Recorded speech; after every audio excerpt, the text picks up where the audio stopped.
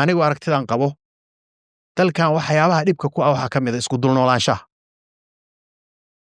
isku dulnoolaanshuhu muxuu yahay qofkaani inuu fikiro oo cimriga qofka waxaa la yidhahdaa waa 3 sano uu waxbarasho iyo barbaarin ku jiro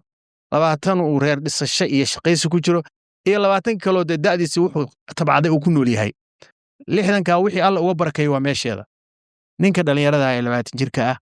ee waddanka jooga ee arkaya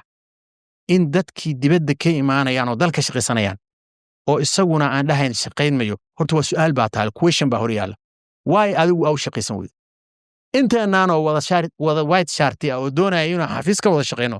dalkan kumana dhismi karo shaqana idinkuma abuurmi karto shaqada ugu badan oo waddankan subaxii loo kala lahaa waa waxyaabaha maalan hadda waddankeena constructionka marka la fiirsho dhismaha marka la fiirsho aad buu buumiya u yahay shaqada ugu hor loo magiciisiyo hal qof oo hebel dhihiisaan oo ka shaqeeya waa naadir